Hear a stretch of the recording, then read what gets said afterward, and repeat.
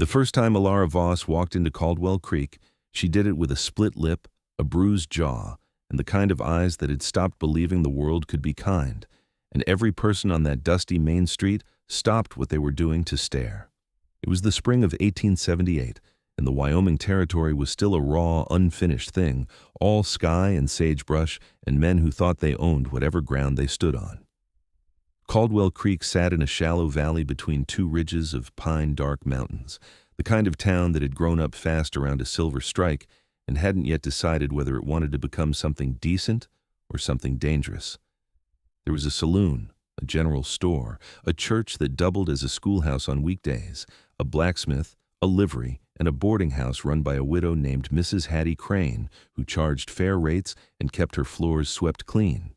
The mountains to the north were wild and largely unmapped, and the people who chose to live in their shadow were the kind who understood that the land did not care about your feelings. Elara arrived on the back of a freight wagon, sitting among flour sacks and coils of rope, her dark hair loose and tangled from the wind. She was 23 years old, though she looked older in the way that suffering ages a person, not in wrinkles, but in the set of the jaw, the careful stillness of the eyes. She carried a single carpet bag and wore a dress that had once been green and was now a faded, dust-washed color that could not decide what it wanted to be. She climbed down from the wagon without help, thanked the driver with a nod so small it was almost invisible, and stood in the middle of the street for a moment with her bag at her feet, looking at the town the way a person looks at a door they are not sure they should knock on. The driver, a heavy-set man named Oates, had barely rolled the wagon another 20 feet before he was talking.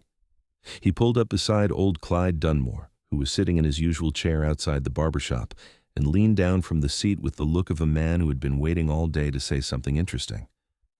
"Picked her up 2 days east of here," Oates said, loud enough that the words carried. "Walking along the road on her own. Said she was coming to Caldwell Creek. Wouldn't say much else. You can see what shape she's in." Clyde Dunmore squinted at Elara from beneath his hat brim.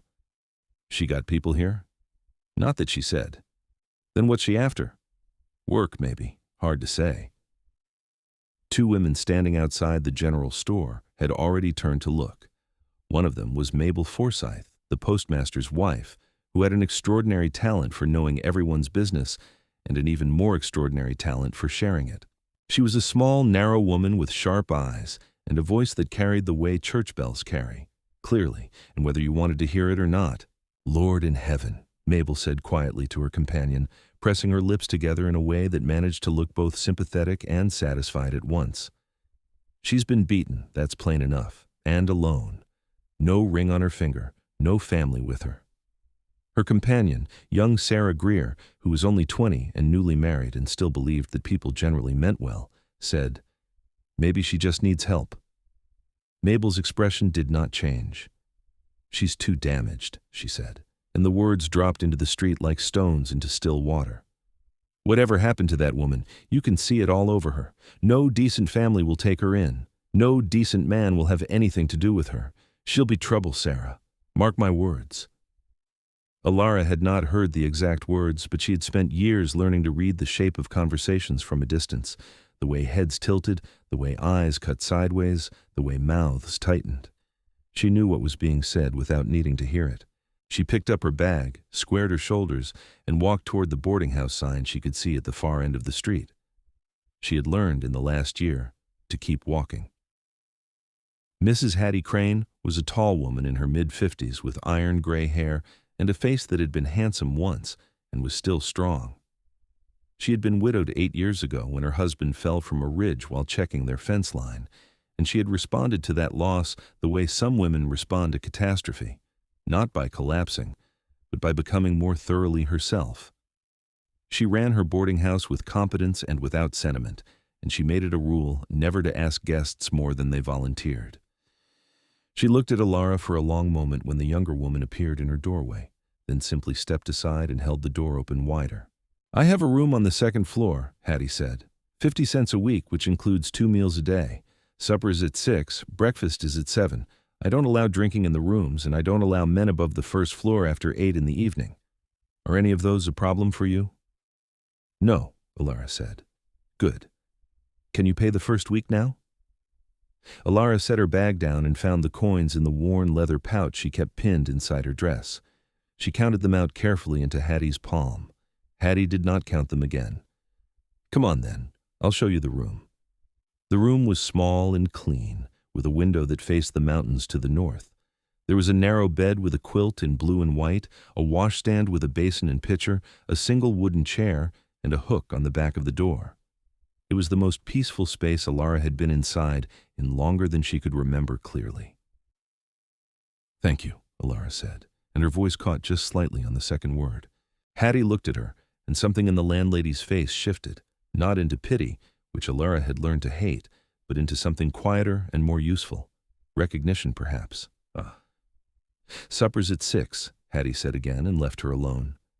Elara sat on the edge of the bed and put her hands in her lap and looked out at the mountains. They were enormous and unhurried, their peaks still carrying snow even in late April, their lower slopes thick with dark pines. They did not care that she was there. They did not care about anything she had been or done or survived. She found that enormously comforting. She slept for 11 hours and woke to the sound of birds she did not know the names of. The next morning she went looking for work. It was not easy. Caldwell Creek was not a large town, and Mabel Forsyth had apparently been busy. Elara could feel it in the slight hesitation before answers, the way the man at the general store said he didn't need help right now, the way the woman who ran the laundry looked at her face and then looked at the floor. Not everyone was unkind. The blacksmith, a taciturn man named Aldous, gave her a tin cup of coffee without being asked and pointed her toward the church, saying that Reverend Hale sometimes knew of work. But enough doors closed quietly that the message was clear. The town had already decided what it thought of her. She was damaged. She was a question no one wanted to answer.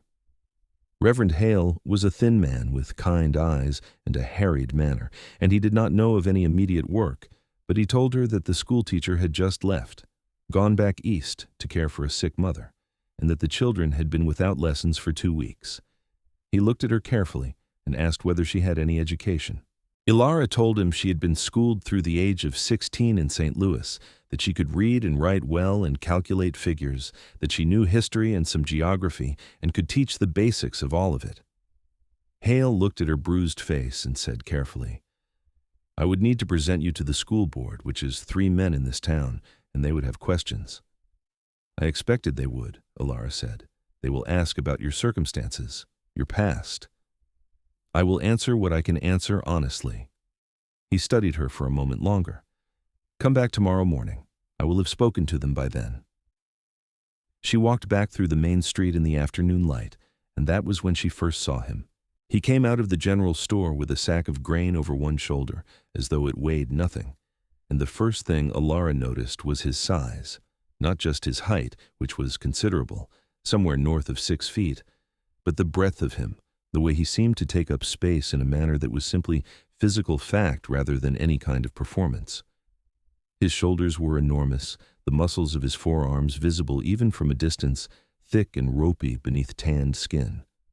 His hair was dark brown and longer than was fashionable, curling slightly at the collar of his shirt. He wore a heavy canvas coat despite the spring warmth, trousers worn nearly white at the knees, and boots that had seen real country. His face was angular and weathered, with a jaw that looked like it had been carved from something harder than ordinary material, and dark eyes that moved over his surroundings with a calm, steady attentiveness that was different from wariness. It was more like the way a man looks at country he knows and trusts. He set the grain sack in the back of a wagon with the same casualness with which most men set down a hat, then straightened and noticed her looking at him. He did not smile or look away.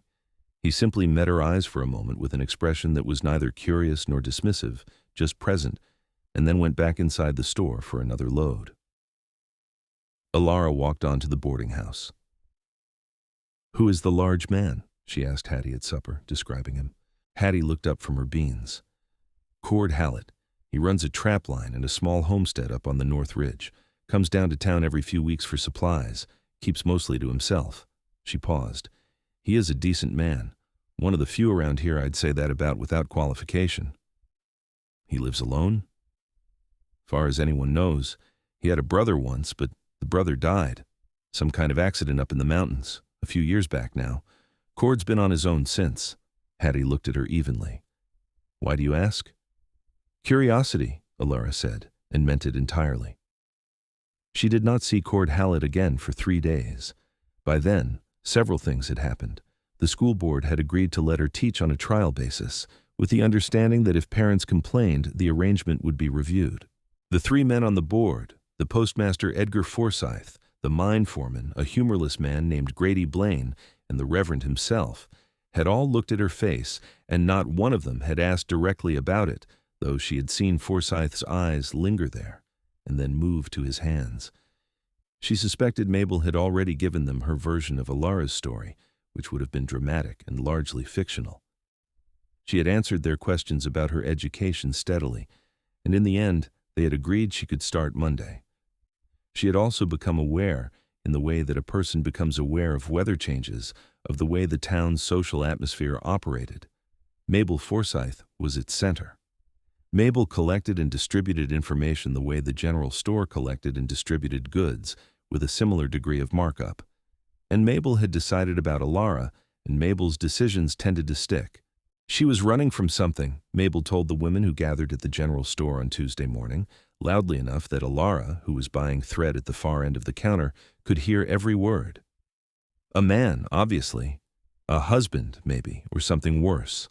You can see what he did to her face.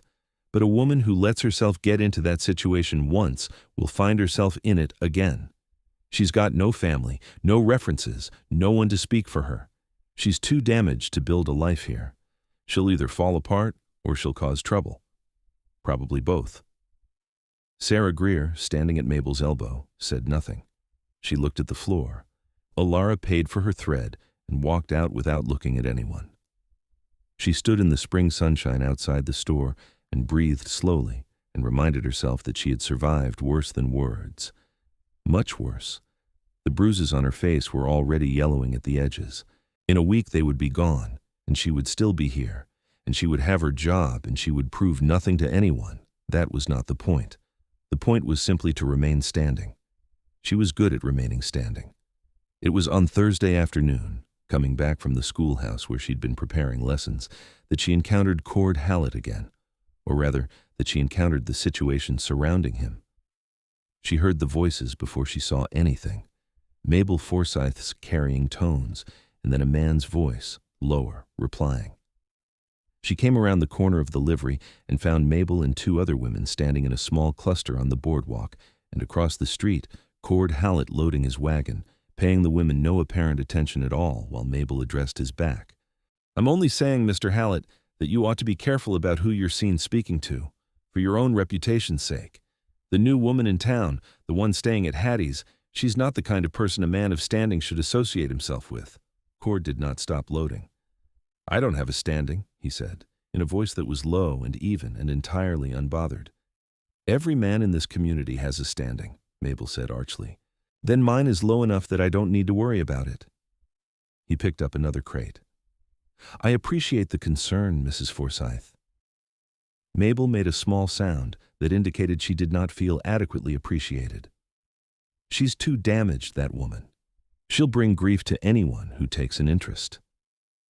Cord set the crate in the wagon bed and turned around then, for the first time, and looked at Mabel with those dark, steady eyes.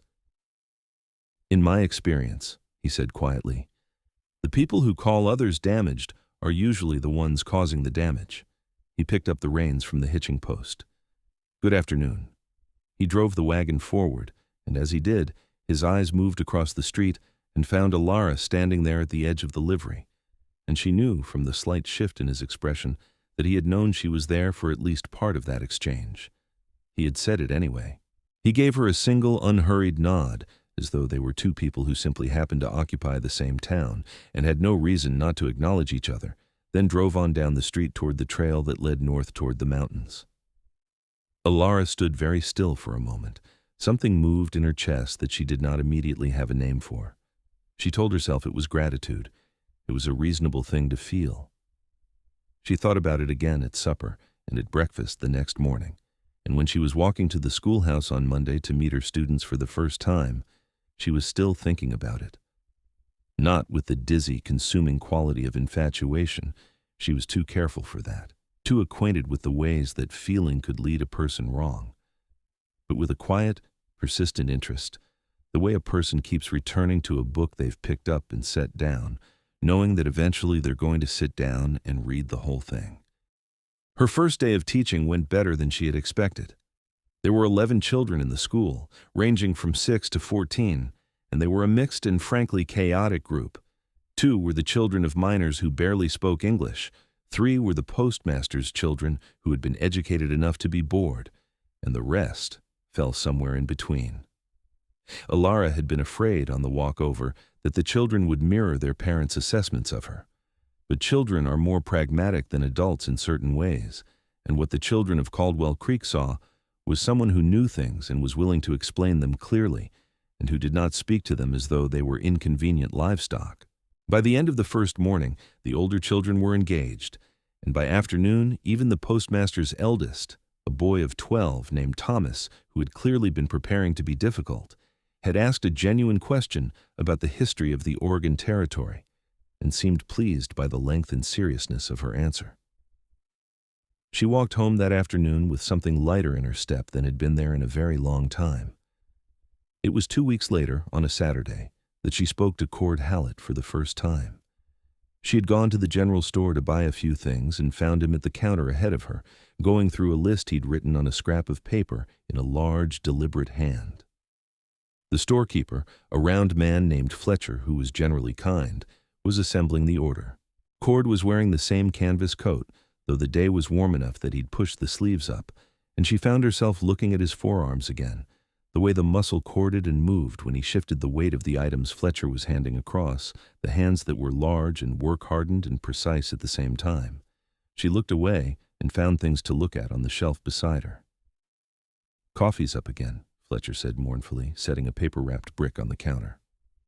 "Always is," Cord replied.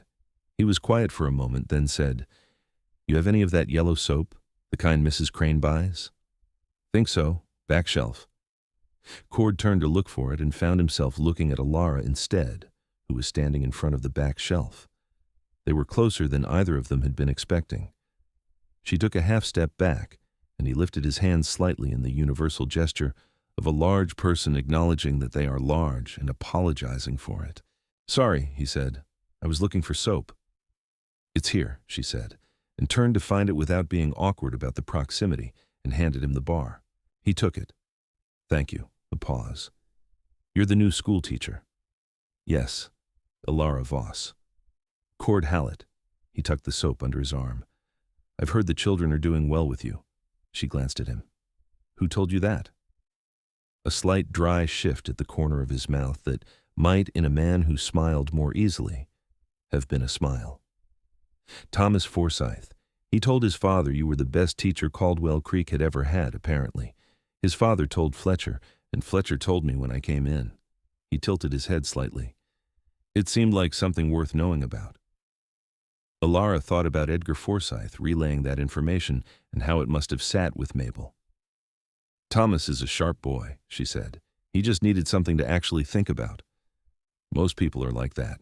He said it simply, without any apparent agenda, and turned back to the counter to finish his order.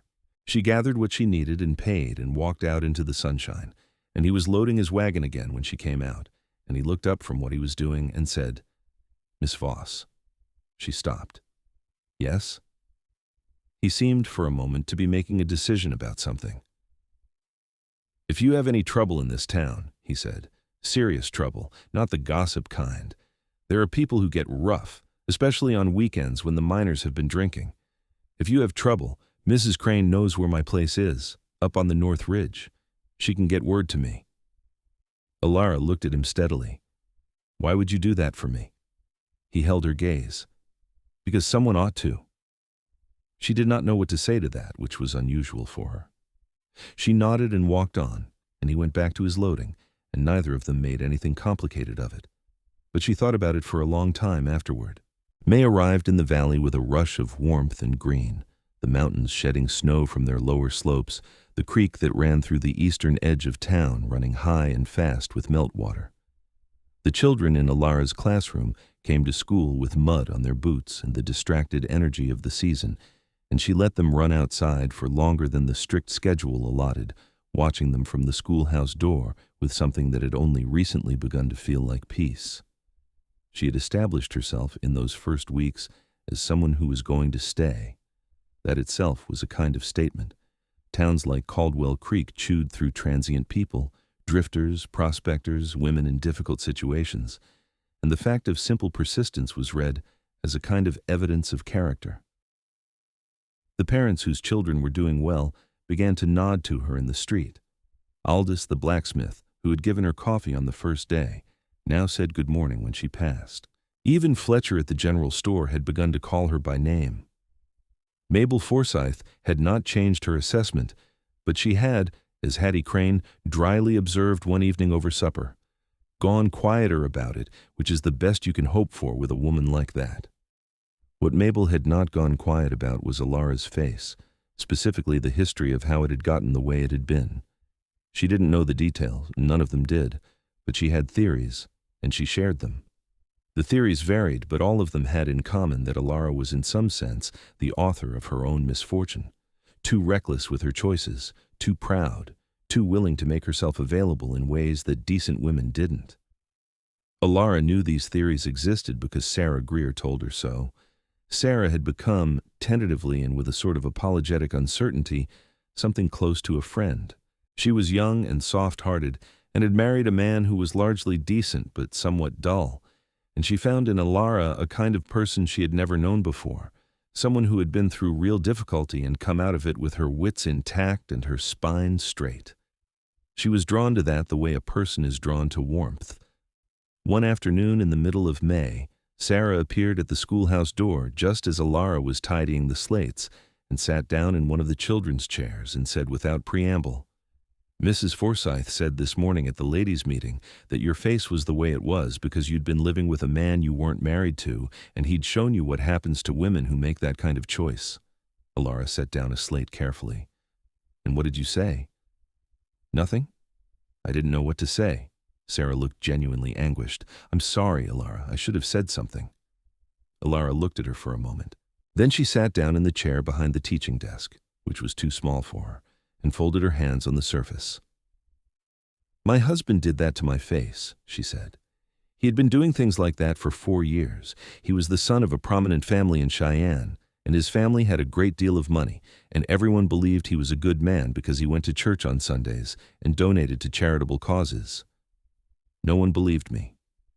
When I went to his family, his mother told me that I was exaggerating and that I needed to pray harder and be a more obedient wife."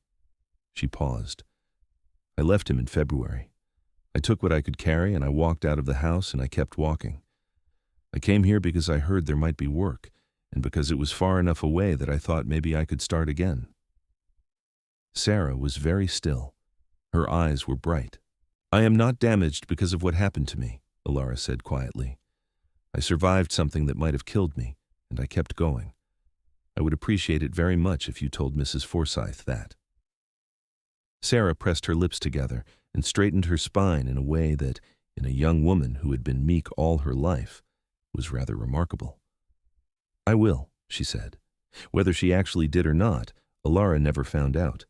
But something shifted in the tone of the town after that week, and she suspected Sarah had said something to someone who had said something to someone else, in the quiet, lateral way that true information moves when it finally gets moving. The next time Cord Hallett came down from the mountain was in the last week of May, and he came looking for her. She was in the schoolhouse, alone, the children having gone home an hour ago, going through the texts she'd borrowed from Reverend Hale's modest library, and trying to construct a lesson about the geography of the Western Territories that would hold the interest of 14-year-olds. She heard boots on the step and looked up expecting Hattie or Sarah, and found Cord ducking slightly through the doorway instead, not because he was quite that tall, but because the schoolhouse had been built with a certain optimistic frugality that assumed everyone inside it would be under 12. He straightened up and looked around the room with the same calm attentiveness he seemed to apply to everything. "This is smaller than I remembered," he said. "You went to school here?" "For 2 years. Then my father needed me on the homestead." He came over to the desk and looked at the books she'd laid out. "The Oregon Territory? I'm trying to make it interesting. He picked up one of the books and turned it over in his hands, looking at the spine. His hands were, if anything, even more striking up close, genuinely enormous, with the kind of intentional strength that came from years of actual physical work rather than any deliberate cultivation of it. "Tell them about the trail," he said. "The wagon ruts. Tell them the ruts are still there, worn 6 inches into the rock in some places from all the wheels that went over them. Children like things they can picture." Elara looked at him. "How do you know that?" "I've been up there, saw the ruts myself, when I was young and moving west with my family." He set the book down. "There's a grove of pine trees above the pass where the emigrants carved their names into the bark. Some of those trees have been dead for 20 years, but the names are still there." Something in her chest did that thing again, that quiet, persistent movement. She picked up her pencil and wrote down, carving names in trees, wagon ruts 6 inches deep. "Thank you," she said. He looked at her in that direct way of his. "I actually came to ask if you would like to ride up to the ridge on Saturday. I go up to check my trap lines, and the wildflowers are out this time of year. It is a good view from up there." A pause. "It's a proper invitation. Nothing improper about it." She looked at him for a long moment. "Why are you asking me?" "Because you look like someone who has been inside 4 walls for too long and would benefit from seeing the mountains up close." Another pause, and something shifted in his expression. Not vulnerability exactly, but the near neighbor of it. "And because I would like the company." Elara looked at her hands for a moment, then at the window, then at him. "Saturday morning?" she said. "I'll bring an extra horse." He left without any of the negotiation or ceremony that most people would have added to such an exchange, and Elara sat for a while in the empty classroom, listening to the creek outside and the birds, and allowed herself, for the first time in a very long time, to feel something that was simply looking forward to something. She told Hattie that evening, and Hattie looked at her for a moment over the dinner table and said, "Cord Hallett is a good man. I said that when you first arrived, and I'll say it again. He has never been anything but decent in all the years I've known him." "I'm not. It isn't," Elara began, and then stopped. Hattie smiled briefly and with great precision. "I know," she said. "Eat your supper." Saturday came with a sky so blue it looked painted, the kind of sky the Wyoming territory produced in late May like a form of extravagance.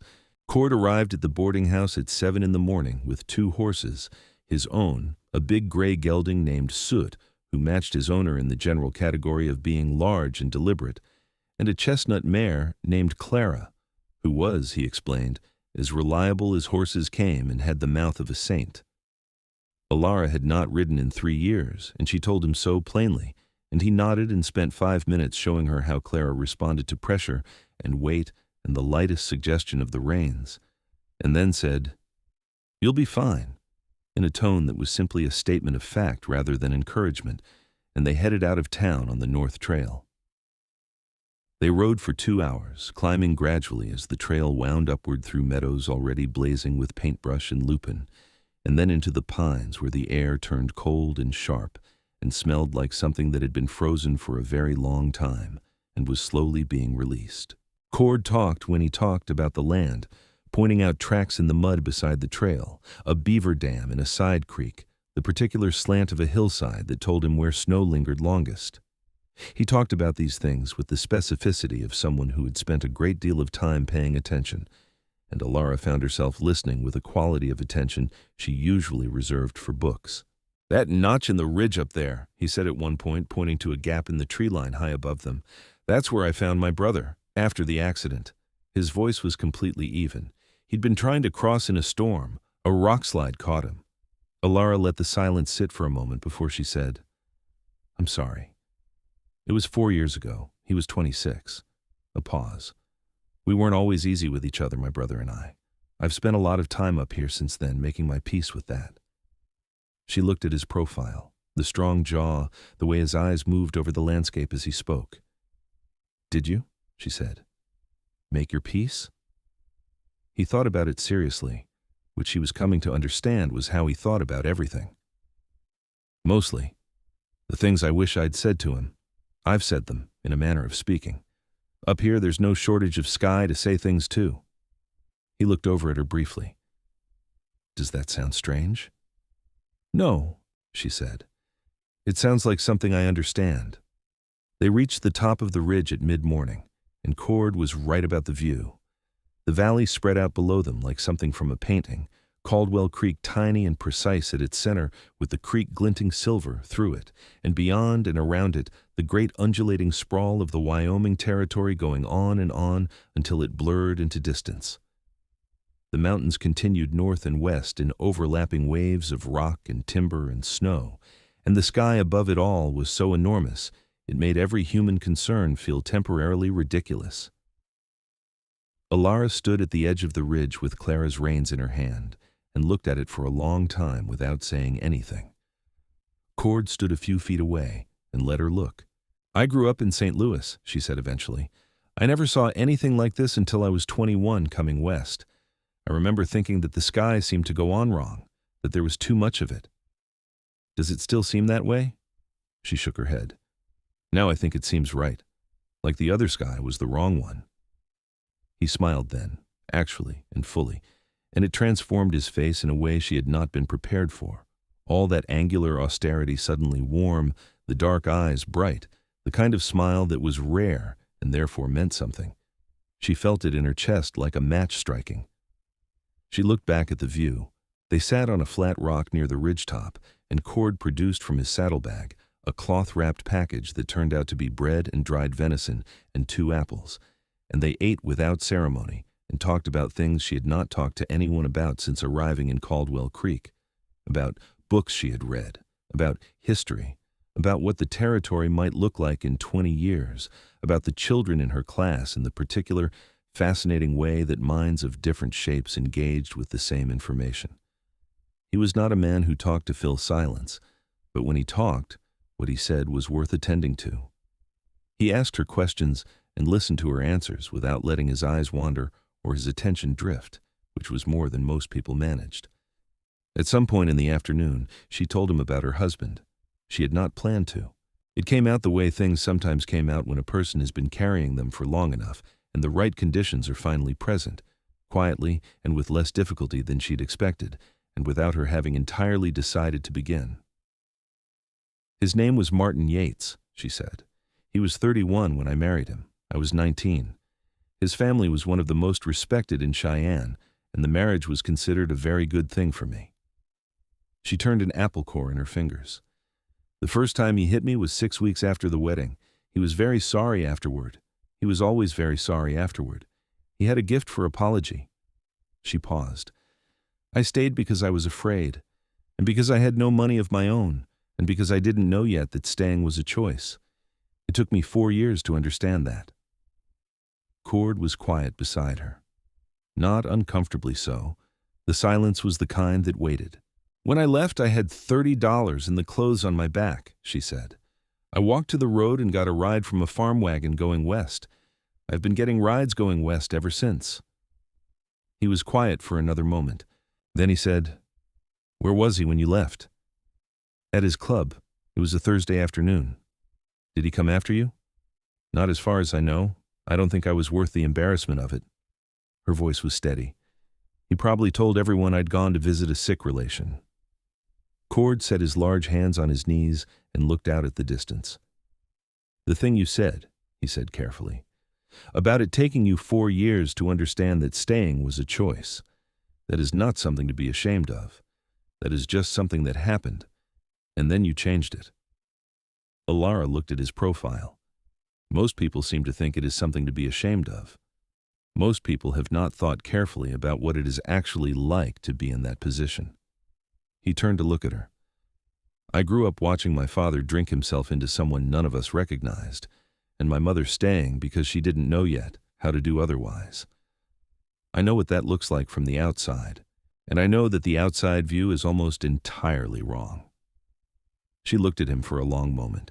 The afternoon light was slanting low through the pines, gold and specific, and it caught in the angles of his face and in the dark lengths of his hair. He looked, she thought, like something the landscape had produced, something native to the rock and the altitude and the long silences. Thank you, she said, for saying that. He nodded once and looked back at the valley. After a moment he said, "We should head down before the light goes." They rode down through the pines in the early evening, the shadows long and cool, and neither of them said much, but it was the most comfortable silence Elara had been inside in a very long time. He brought her back to the boarding house as the sun was setting, the sky going orange, and then deep rose above the ridge they'd spent the day on. He helped her down from Clara with a steadiness that she was grateful for. Her legs were not happy with her after 3 years of not riding, and she stood on the ground and looked up at him as he gathered both sets of reins. "Thank you," she said, "for showing me the view." He looked down at her, and something in his expression was careful and deliberate in the way she was coming to recognize. A man who chose his words the way he chose his steps, with attention. "There will be other things worth seeing up there," he said, "if you want to come up again." "I do," she said. And then, because she was a person who had made a rule of honesty since leaving Cheyenne, "I very much do." He nodded and touched the brim of his hat and rode off down the main street toward the North Trail, and she stood and watched him go for a moment before going inside. June in Caldwell Creek was loud and green and full of incident. The silver mine had a good week and then a bad week and then a good week again, and the town's mood swung accordingly. 2 new families arrived from the east, homesteaders coming through on their way to land further west, and Elara took in 2 new students, and the school became, by modest Wyoming territory standards, genuinely crowded.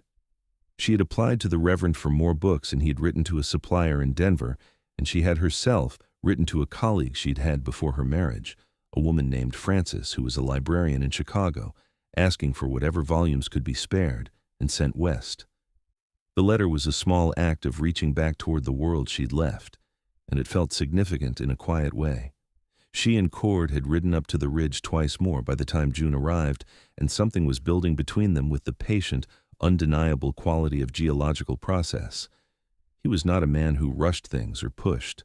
He talked to her the way he talked about the land, with a kind of focused, honest attention, and she found herself, over those afternoons on the mountain, unfolding in increments. Not with the desperate need to be understood that she recognized in herself from earlier, more painful times, but with something more voluntary. She was choosing to let him see her. That felt different. That felt like something she was doing, not something being done to her.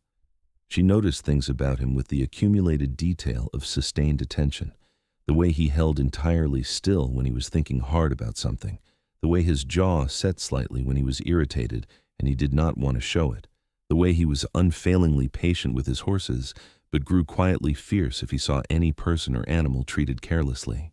She noticed the scar along his left forearm that he did not explain, and she did not ask about, and the book he always had tucked into his saddlebag. She'd only seen the spine once, a volume of Emerson, which had surprised her, and then, on reflection, had not surprised her at all.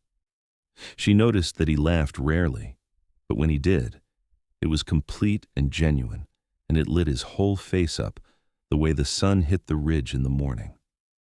She noticed, and she was careful about what she did with the noticing. There was an evening in mid-June when she was walking back from the schoolhouse in the long summer dusk, and she passed the saloon just as things inside were getting loud. She had learned to cross to the other side of the street on Friday and Saturday evenings when the miners came in from the camps, but this was a Tuesday, and she'd had her attention elsewhere. The door swung open and a man came out backward, pushed by someone invisible inside, and stumbled off the boardwalk and into the street. He righted himself and saw her and grinned with the specific blankness of very drunk men, and said something she did not want to repeat, and moved toward her in a way that made every nerve in her body go tight. She took a step back and a step to the side, and was calculating her route and her options when Cord Hallett appeared from the direction of the livery. He had evidently arrived in town that afternoon and was heading for a meal at Hattie's, and simply stepped between her and the drunk man with the unhurried ease of a man who has dealt with this sort of thing before, and found it tedious. He was half a head taller than the miner, and twice as wide through the shoulders, and he said nothing at all, just looked at the man with those dark, steady eyes until the drunk man's grin collapsed into something more uncertain. "Move along," Cord said quietly. The miner moved along. Cord turned to Elara and looked at her face, checking, she understood, for signs of real distress. "Are you all right?" "Yes," she said. Her heart was still going quickly, but nothing had actually happened. "Thank you." He fell into step beside her without being asked and walked her the rest of the way to the boarding house, and at the door he said, "You should avoid the saloon side of the street on weekends. I know you already know that." "It was a Tuesday," she said. "Yes, I know. Payday at the mine this week." He said it without reproach, just information. He looked at her for a moment, and she looked back at him, and the summer evening was warm, and the mountains were going purple against the sky, and the distance between them in that moment seemed both very small and very deliberate. "Will you come to supper?" she said. "Hattie always makes too much." Something passed across his face that she read as surprise, very brief, and then that careful attention. "I don't want to impose. Hattie will be glad of it. She likes you." She paused. "So do I." He looked at her for another moment. "Then I'd be glad to come in," he said. It was the first time he'd been inside the boarding house, and he navigated the small, neat dining room with the self-conscious restraint of a large man aware of his dimensions, and Hattie did indeed receive him with visible pleasure, setting another place with brisk efficiency and serving him a portion that suggested she'd been waiting all along for someone who could do it justice. The three of them ate and talked, and at some point during the meal, Elara became aware that this simple, ordinary scene, firelight and good food and a table with people she trusted, was something she had not had in so long that she had almost forgotten what it felt like. After supper, Cord helped Hattie clear the table without being asked, and Hattie took one look at Elara's expression and quietly removed herself to the kitchen with the dishes, leaving the two of them in the front room with the lamp burning low. They stood for a moment in the warm quiet of it. "I should go," Cord said, but he did not move toward the door. "Cord," she said. He looked at her. "That day on the ridge when I told you about Martin." She kept her voice steady and her eyes on his. "I haven't told anyone that whole story before. Not in that way. Not all of it." He was very still. "I know," he said quietly.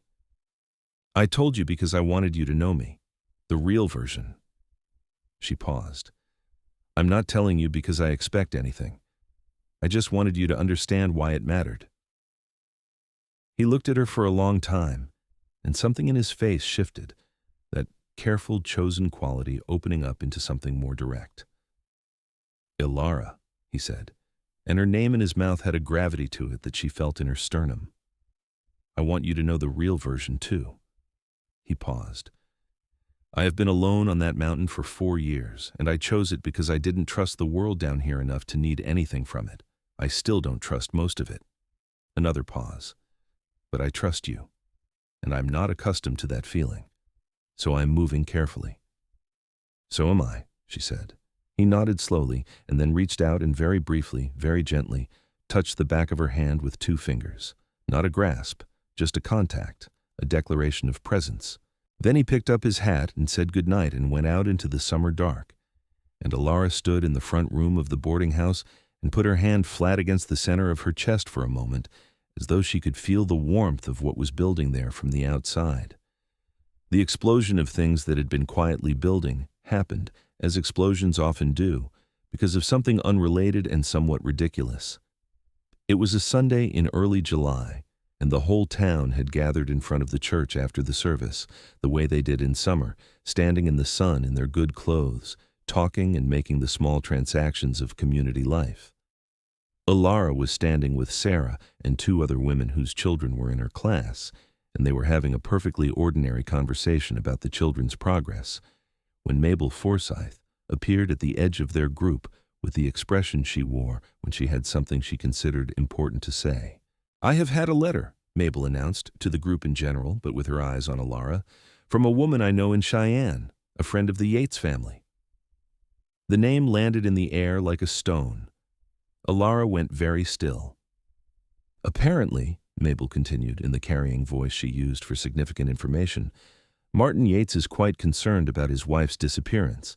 He's been telling everyone she was ill and needed country air, but privately he is very worried.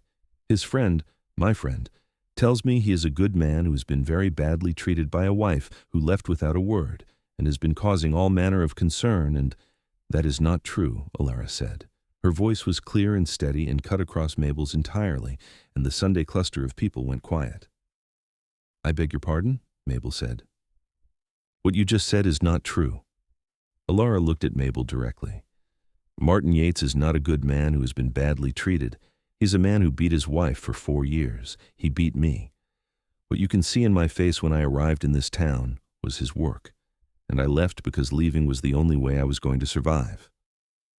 The silence that followed was complete. Not even the wind moved. Mabel's expression cycled through surprise, offense, and then the stiffening of a person who has been publicly contradicted and is deciding how to respond. "That's a very serious accusation to make about a man of standing," she said. "Yes," Elara agreed, "it is. I am making it because it is true, and because I am tired of being called damaged in my own community by people who do not know what they are talking about." She paused.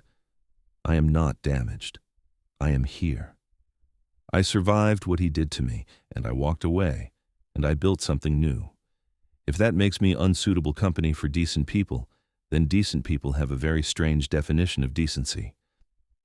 She turned and walked back toward the boarding house, and the crowd parted for her, and she did not look back. She was sitting in her room with her hands in her lap and her heart going like a hammer when she heard boots on the stairs, Hattie's house rule about men above the first floor notwithstanding, and then a knock on her door. She opened it and found Cord. He was still in his good clothes, such as they were, a clean shirt and his better trousers, which he wore on Sundays when he came down, and his dark eyes were serious. "Hattie said you were up here," he said. "I saw what happened outside the church." "You were there?" "I came in from the livery as you were finishing. I heard enough." He looked at her with that direct, careful attention. "You are shaking." She looked down at her hands, which were indeed very slightly trembling. "I have been wanting to say that for 2 months," she said. "I didn't expect it to feel this." She didn't finish. "Like jumping off something?" he said. She looked up at him. "Yes." He reached out and took both her hands in his, surrounding them completely, his enormous warm hands entirely steady, and held them until the trembling stopped. It took about 30 seconds. She watched it happen and felt the warmth moving up her arms. "You were right to say it," he said quietly. "Every word of it." She looked up at him in the doorway of her small room, with the mountains visible through the window behind her and the summer light falling across his face, and what she felt was not just the gratitude she'd been telling herself it was for weeks now. It was large and specific and pointed directly at him, at this man who had stepped between her and danger without being asked, and sat with her on a ridge and listened to her whole story and held her shaking hands until they were still. "Cord," she said, and her voice was quiet. He looked at her, and his expression was open, was the only word for it, that careful quality finally set aside, all of it right there on the surface of his face, the same feeling she was feeling, unmistakable. "I know," he said. "I know." He leaned down, slowly and with his eyes on hers the entire time, so that she knew exactly what was happening and had every opportunity to change the course of it, and kissed her. It was not a small or tentative kiss. It was deliberate and warm and complete, the way he did everything, with his whole attention, nothing held back, his hand coming up to her jaw with a gentleness that she had not expected from hands that size, but should have, knowing him. The entire world outside the doorway, the town, the gossip, the judgment, the 2 months of everyone deciding what she was and wasn't, receded to an enormous distance. When they stepped back from each other, her heart was doing something entirely different from what it had been doing downstairs in front of the church. He looked at her with those dark eyes, and the warmth in them was not careful anymore. It was simply present, direct, and unambiguous. "I have been wanting to do that for 2 months also," he said. She laughed, which surprised her, a real laugh, genuine and unguarded, the kind she had almost forgotten she was capable of. And he smiled in response, that rare transforming smile, and the afternoon light came through the window and lay across both of them. And it was, Elara thought, the best moment she had been inside in years.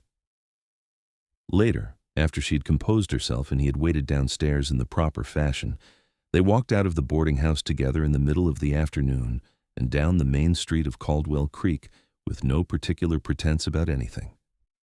Several people saw them. Several people had clearly already been talking about what had happened outside the church.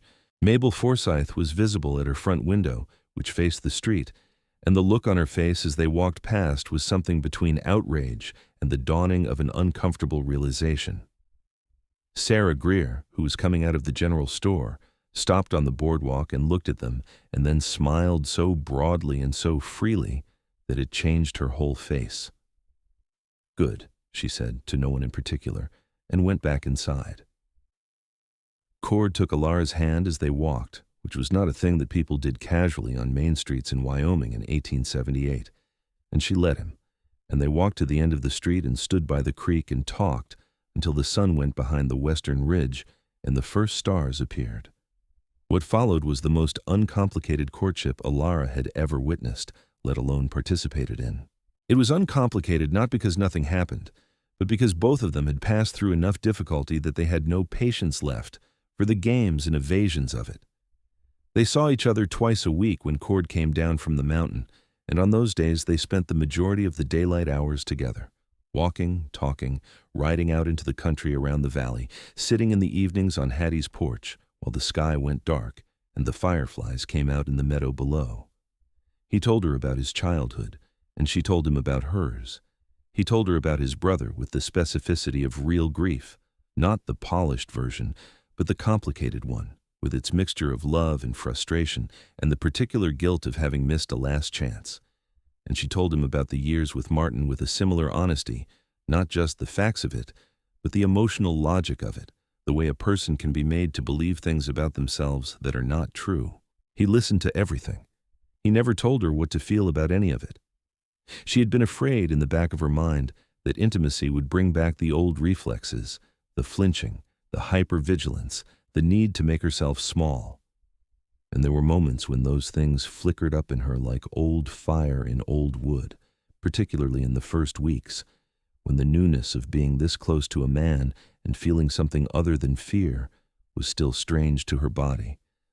But Cord was so deliberate and so attentive that those moments were manageable in a way she hadn't expected. He moved slowly, always. He told her what he was thinking. He asked before he touched and waited for her answer. He did not seem to find any of this a burden. It was simply how he operated, the same consideration he gave to the land, the horses, the children he occasionally encountered in town, the space between himself and any living thing that needed it. By August, she was in love with him in a way that felt less like falling, which was what love had felt like before, and more like arriving, like coming over a long and difficult pass and finding the valley on the other side. She had not yet told him so because she was still learning to trust the feeling. The letter from Martin Yates arrived in the first week of August. It came addressed to the postmaster, Edgar Forsythe, asking for information on the whereabouts of one Elara Yates, his wife, believed to be residing in Caldwell Creek. It was written in Martin's particular hand. She recognized it the moment Forsythe showed it to her, with the tightness in the stomach she had not felt in months. Martin's handwriting was meticulous and controlled, like everything else about him. Edgar Forsythe, to his considerable credit, and Elara suspected Sarah had been working on him, handled the situation with more backbone than she'd expected. He told her he'd received the letter and came to ask her, privately and directly, how she wanted him to respond. She sat in Forsythe's small post office and looked at the letter for a moment. "He does not have the right to find me," she said. "I left of my own will, and I have not been reported missing to any law enforcement." Forsythe looked at his hands briefly. "That's true. I would appreciate it if you told him you had no information about any person by that name." Forsythe looked at her directly. "My wife said some things about you," he began carefully. "Yes," Elara said. "She was wrong," he said. "I know that now." He took the letter back. "I will tell him I have no information." She walked out of the post office into the August heat and stood in the street and breathed. The sky was enormous and blue and uncaring, the way she had come to love it. The mountains stood to the north, patient and absolute. She had built something here. A job, a room, a community she was becoming part of, slowly, imperfectly, but genuinely. She was not going to let Martin Yates reach this far and take it from her. She found Cord at the livery that afternoon and told him about the letter. He listened with his particular stillness, and when she finished, he said, "What do you want to do?" "I want to stay here," she said. "This is where I want to be." He nodded. "Then we'll deal with whatever comes." The simplicity of it, the way he folded himself and his considerable capabilities under the word "we" without any fanfare, made her throat tighten. "There's something I want to say to you," she said. He waited. "I love you," she said. "I've been meaning to say it for a while, and I keep waiting for the right moment, which does not seem to be a thing that actually announces itself, so I'm just saying it now, in the livery, next to your horse." Soot, the gray gelding, observed them both with large, disinterested eyes. Cord looked at her for the space of several breaths, and the expression on his face was the most unguarded thing she had ever seen on it. Not surprise exactly, more like the look of a man who has been walking a long distance toward something and has finally arrived. He crossed the space between them in 2 steps and took her face in both his hands and kissed her again, unhurried and complete, and when he pulled back he said against her forehead, "I love you too. I have been in love with you since the day you handed me that bar of soap in Fletcher's store and didn't make a production of it." She laughed against his chest, and his arms came around her, and she let herself be held for a long moment in the warm, hay-smelling quiet of the livery, and it was the most at home she had felt in her body since she could remember. Word of Martin Yates's inquiry had of course gotten out. Forsyth's post office was not entirely private, and Mabel had eyes everywhere. But what happened next was not what Elara had feared. What happened was that the town, in its uneven and sometimes reluctant way, decided. It was Aldous the blacksmith who put it most plainly in his particular economical style. He stopped Cord on the street 2 days after the letter incident and said, "If that man comes to this town looking for her, he'll find that we know how to deal with men who prey on women. I'll be at the front of the line." Reverend Hale wrote a careful letter of his own back to Cheyenne, noting that the community of Caldwell Creek had no knowledge of the person described and that any further inquiries on the matter would be considered harassment of the community's members. He asked Cord to co-sign it, and 3 other men in town signed it as well, including, to Elara's genuine astonishment, Edgar Forsyth. Martin Yates did not come to Caldwell Creek. She heard 2 months later through Sarah's network of letters that he had remarried by the following spring. A widow in Denver, a woman who, Elara hoped with all her heart, had better luck than she had. She thought about that woman sometimes, hoped in a way she could do nothing about, and then let it rest, because there was only so much of the world a person could carry. September arrived with color in the aspens on the ridge, gold and amber and a burning orange that Cord had told her about in June, and that turned out to be, as he'd said it would be, one of the more staggering things she had ever seen. He took her up to the ridge on a Saturday in the second week of September, and the whole mountain above them was on fire with the color, and she sat on the flat rock where they'd first really talked and looked at it with her hands wrapped around a tin cup of coffee he'd heated over a small fire, and felt the weight and the completeness of the happiness she was inside. He sat down beside her, close enough that their arms were touching, and looked out at the aspens. "I want to ask you something," he said. She looked at him. His profile was strong against the color behind it, the jaw and the dark hair and the patient set of his shoulders. "I want to ask you to marry me," he said, and then looked at her directly, those dark eyes steady and serious. "I know that word has bad associations for you. I know it means something different to you than it does to most people, and I want you to know that I understand that, and it doesn't change the question. You don't have to answer now. You can think about it for as long as you need to." He paused. "But I want you to know that I am asking, and I mean it completely." Elara looked at him for a long moment. The aspens shivered in the wind, and the gold came down like something being shaken loose from the sky. "I'm not afraid of the word," she said slowly. "I was for a long time, but I'm not afraid of you. And the word only means what the people inside it make it mean." She held his gaze. "Yes, Cord, I'll marry you." He said nothing for a moment. His jaw moved slightly and he looked away, out at the mountains, and she saw him collect himself in the way of a person who does not cry easily and is managing the near vicinity of it. Then he looked back at her and took her hand and held it in both of his. And the warmth of that was the warmth of everything they had built since April. The conversations and the silences and the things said and unsaid and finally said. All of it present in that simple contact. "Good," he said, his voice rougher than usual. "Good." They were married on a Saturday in October by Reverend Hale in the church that doubled as the schoolhouse on weekdays, with the morning light coming through the windows and the aspen color still visible on the mountains through the glass. Hattie Crane stood with Elara, and Aldous the blacksmith stood with Cord, and the church was more full than either of them had expected or planned for. The children from Elara's class were there in their good clothes, Thomas Forsythe included, sitting in the front row with the serious proprietary interest of children who believe they have some ownership over the adults who have taught them something. Sarah Greer was there, and cried openly and without embarrassment. Even Mabel Forsythe was there, sitting in the back with her husband, and she did not say a word, which was, for Mabel, as close to an apology as anyone was likely to get.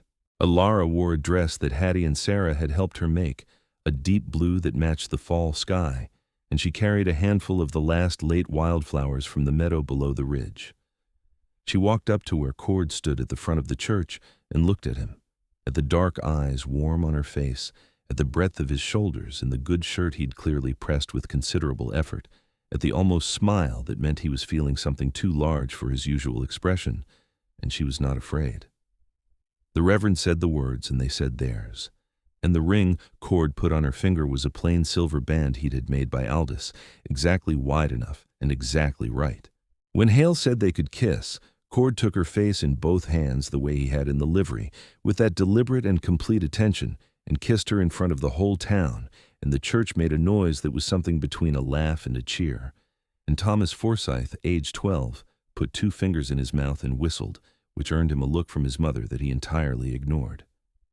Cord and Elara both turned and looked at the assembled faces, this imperfect, argumentative, gossiping, occasionally generous community they had both chosen. And Cord, who almost never smiled in public, was smiling. And Elara, who had arrived in this town in April with a split lip and eyes that had stopped believing in kindness, was smiling too, fully and without any reservation at all.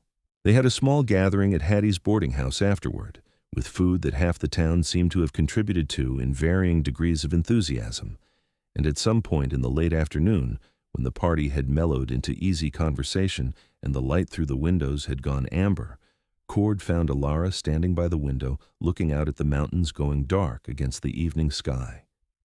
He came to stand beside her and put his arm around her shoulders, and she leaned against his side and they looked at the mountains together. "We should talk about the house," he said. "Your house on the ridge? I want to make it bigger. It's just 1 room right now." He paused. "I've been thinking about adding on. 2 rooms at least. More if we need them." She looked up at him. "More if we need them," she repeated with a slight smile. He looked back at her and the warmth in his eyes was quiet and deep. "If we need them," he said simply. She turned back to the mountains. "More if we need them." It was the most domestic thing he had ever said, and she held it inside her like a flame against the dark. She moved up to the ridge house in November, when the last of the aspen color had fallen and the pines had gone to their winter depth of green.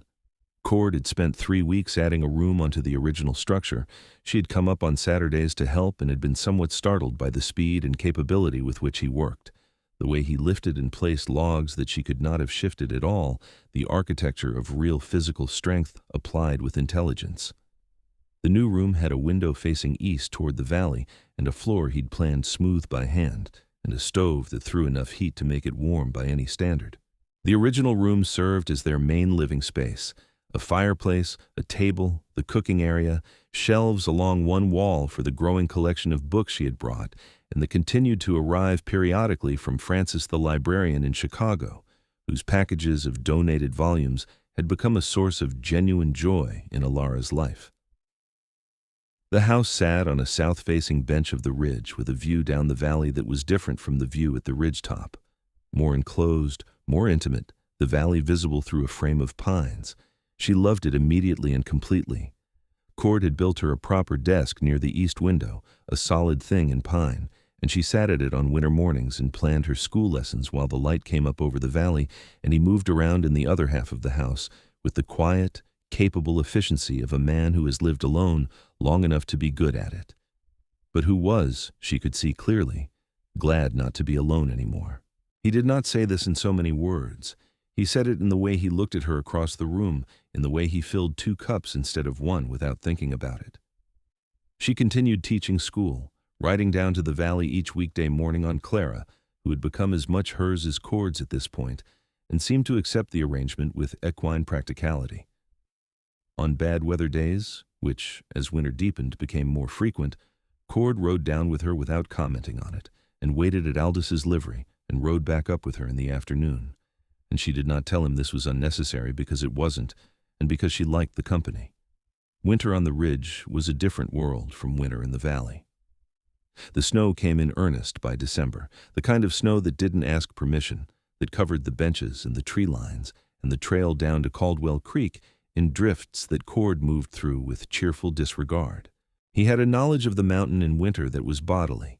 He read the snow the way she read text, understanding what each layer and texture and color meant. He taught her to read it too, gradually, on their walks through the deep powder between the pines near the house, and she was a quick student. Christmas was the quietest and most contented one she had ever experienced. They went down to Hattie's for Christmas dinner, all of them around one table. Hattie, Sarah, and her husband, Reverend Hale, and his wife, Aldous, who lived alone and was always welcome at Hattie's table, and the 2 of them. There was a great deal of food and a great deal of noise, and at some point after dinner, when the men had gone to talk in the front room and Hattie was making coffee, Elara found herself alone with Sarah in the kitchen for a moment, and Sarah looked at her with that open, direct affection she'd had since the beginning and said, "You are happy." "Yes," Elara said. It was not a complicated answer. "I knew you would be," Sarah said, "from the first week you were here. I didn't know how, but I knew it." Elara thought about that, about the woman who had arrived in April with a split lip and $30, and the kind of eyes that had stopped believing. It seemed like a very long time ago, and also like yesterday, and both of those things were true at the same time. "Thank you," she said to Sarah, "for being my friend when it wasn't easy." Sarah shook her head. "It was always easy," she said. "You made it easy." The winter passed deep and white and full of the particular pleasures of a life that is contained and warm. By February, Elara knew she was carrying a child. She told Cord on a Sunday morning when they were sitting at the table after breakfast, the snow falling outside in the slow, unhurried way it fell in February when it wasn't in a hurry to be anywhere. She simply said it, looking at his face across the table. He went very still, in the way he went still when he was thinking hard, and then he looked at her with an expression she had never seen on his face before, a kind of quiet, stunned joy that was unguarded in a way even his most open expressions usually weren't. He got up from the table and came around to her side and sat down next to her and took her hand. He didn't say anything for a moment. She waited. "Are you well?" he said. "Are you feeling all right?" "Yes. A little sick in the mornings, but otherwise well." He nodded slowly, still holding her hand, looking at it rather than at her in the way of a man processing something too large to look at directly. Then he looked up at her and his eyes were very dark and very warm, and she could see him choosing words carefully. "I am going to take very good care of you," he said. "Both of you." She put her free hand over his. "I know," she said. "You already do." Spring came back to the valley in the way that spring always came to high country, late and sudden and overwhelming, everything frozen and then everything blooming within what seemed like the space of a week. The trail down from the ridge turned to mud in March, and Cord built a better section of it in April, reinforcing the worst part with flat stones he carried up from the creek bed below. He did this without a great deal of discussion, simply as a matter of what needed doing, and Elara watched him work from the bench outside the front door with her hands folded over the growing evidence of the child and thought, "This is what it looks like. A good man. This is what it looks like, and I had forgotten." She continued teaching until May, when the pregnancy became obvious enough that she agreed with Hattie and Reverend Hale that it was probably time to pause. She did not want to stop. She loved the work and would go back to it, But she was 8 months along, and the ride down was becoming uncomfortable. And Cord had started looking at the morning sky with the calculating expression he used when he was worried about something and not saying so. She stopped teaching in the middle of May and spent the last weeks of the pregnancy at the house on the ridge, reading and writing letters and preparing, and Cord was there every day. He had arranged his trapline work to run in the early mornings so that he was back by mid-morning and did not leave again until evening. He did not say this was because of her. He said the spring line needed tending in the morning specifically, which was true enough, but the calculation behind it was not lost on her. Their son was born on a morning in early June, 1879, in the Ridge House, attended by Hattie, who had come up the day before at Cord's request and stayed. It was a long and difficult labor, and Elara gripped Cord's hand through most of it, and he let her without flinching, though she was fairly certain she left marks. When it was over, and Hattie placed the baby in her arms, a large, loud, red-faced boy who seemed deeply aggrieved about the whole situation, Cord sat on the edge of the bed beside her and looked at the child with an expression that she knew she was going to remember for the rest of her life. "He looks angry," Cord said. "He's going to calm down in a moment," Hattie said from the other side of the room, with the confidence of experience. The baby did, in fact, calm down within a few minutes, moving from outrage to a sort of grim assessment of his surroundings that had, Elara thought, a definite resemblance to his father's habitual expression. "What do we call him?" she said. Cord had thought about this. He had mentioned once in passing in November that his father's name was Daniel, and that his father had been a hard and difficult man in many ways, but also a man who had loved the mountains with a kind of fierce, genuine passion that Cord understood and respected. He had not made a direct suggestion from that. She had heard the suggestion anyway. "Daniel," she said. He looked at her. "You don't have to." "Daniel," she said again. He looked back at the baby, at Daniel, and his jaw moved once in the way it moved when he was managing something large, and he nodded. "Daniel," he agreed. They named him Daniel James Hallett, the James for Cord's brother, and they brought him home from the Ridge House, which was also home, and began the loud, exhausting, extraordinary life of being three. The year that followed was the most demanding and the most alive that Elara had experienced. Daniel was a large, vigorous, opinionated baby who had strong feelings about everything and was not shy about expressing them. And he had his father's physical solidity and his mother's habit of paying extremely close attention to whatever was happening around him. Cord was, as Elara had expected and also been moved to discover, an excellent father, not in a soft or effusive way, but in the way of someone who takes a serious responsibility seriously, who learned the specific language of his child the way he learned the language of country, through sustained and respectful attention. She went back to teaching in September of 1879, when Daniel was 3 months old, arranging with Hattie to watch the baby on teaching days. Cord brought them both down to the valley on those mornings, managing the horse and the baby with a logistical ease that she found both practical and somewhat hilarious. The children in the schoolroom received her return with a warmth that she held close. Mabel Forsythe had, over the year since the wedding, undergone a slow and not exactly graceful evolution. She had not apologized exactly. That was not a thing Mabel did. But she had stopped saying the things she used to say, and she had attended the wedding, and she had sent a small gift when Daniel was born, a knitted blanket in pale yellow that was, whatever its source, beautifully made. Elara had thanked her for it in the street one morning, and Mabel had pressed her lips together in that way she had and said, "You're welcome." And they had both understood that this was as much resolution as the situation was going to achieve, and it was enough. The town itself had grown. 2 new families had established homesteads in the valley during the summer of 1879. A mining operation further up the northern mountains was bringing more workers through, and there was talk of a proper school building that didn't also serve as a church with more than one room. Elara had written up a detailed proposal for this at the Reverend's request, and it was being reviewed by the Territorial School Board. She was not holding her breath, but she was not hoping either. By the time Daniel was taking his first tottering steps around the main room of the Ridge House, she was expecting again. She told Cord on a December evening with the snow heavy on the pines outside and the fire going well and Daniel asleep in the crib. Cord had built against the far wall, built with the same deliberate, careful craft he applied to everything, each joint precise, each surface smooth. Cord looked up from the piece of harness he was mending, and she watched the same stunned happiness move across his face as it had the first time, only with less of the shock in it now. The happiness cleaner, more immediate, the joy of a man who knows what this means and is not afraid of it.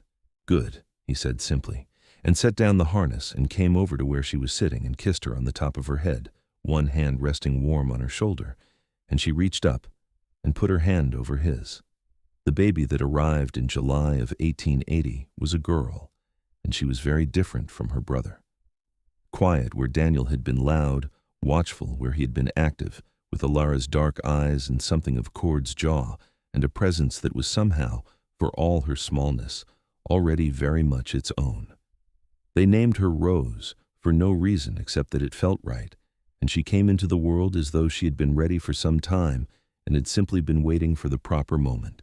By the fall of 1880, the Ridge House had grown again, a third room added over the summer, made necessary by the accumulating reality of 4 people, and the bench above the valley was in many ways no longer a hermit's outpost, but something closer to a real home, with a kitchen garden that Elara had planted in the spring and Cord had fenced against deer, with a second horse in the small stable, with children's things visible on the bench outside the door, and the sound of Daniel's determined pre-walking age investigations audible from most corners of the house. Caldwell Creek had, in 2 years, become a different thing to Elara than it had been when she arrived. It had become hers, not in the sense of possession, but in the sense of belonging, the way a person belongs to a landscape they have decided to make their life in, the way the landscape eventually holds the shape of them. She knew the creek's seasonal moods and the way the light changed through the year over the valley. She knew which children in her class needed extra patience and which needed more challenge, and which needed most of all to feel seen.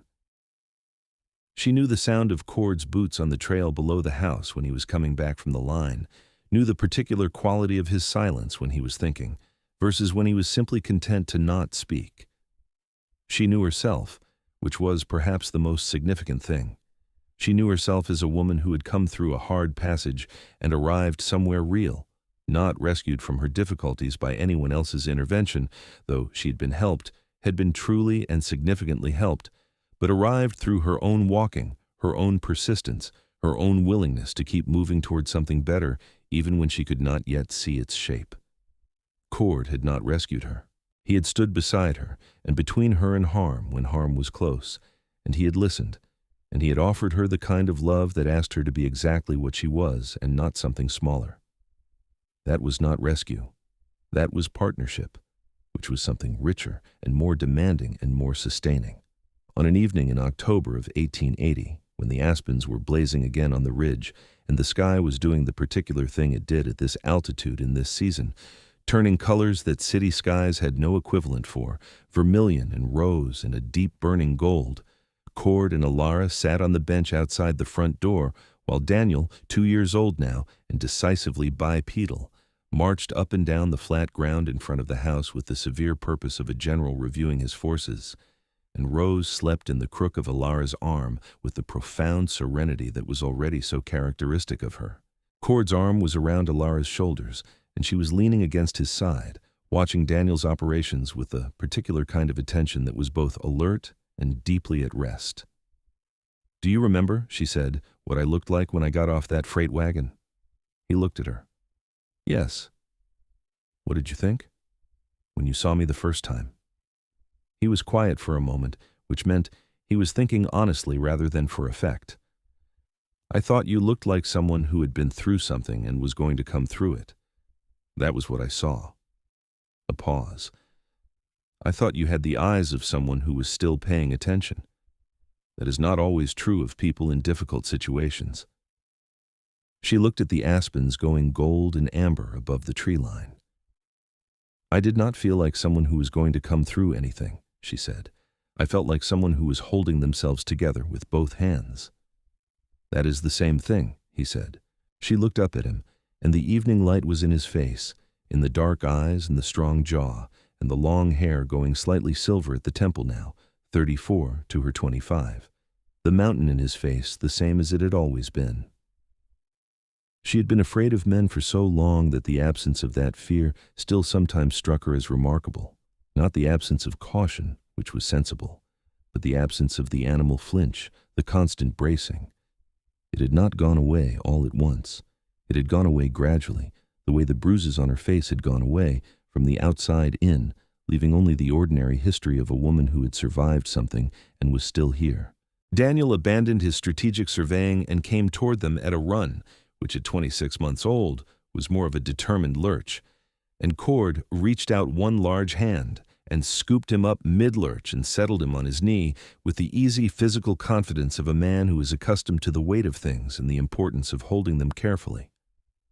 Daniel subsided against his father's chest with the immediate total surrender of a child who trusts entirely where he lands, and put his thumb in his mouth and watched the aspens.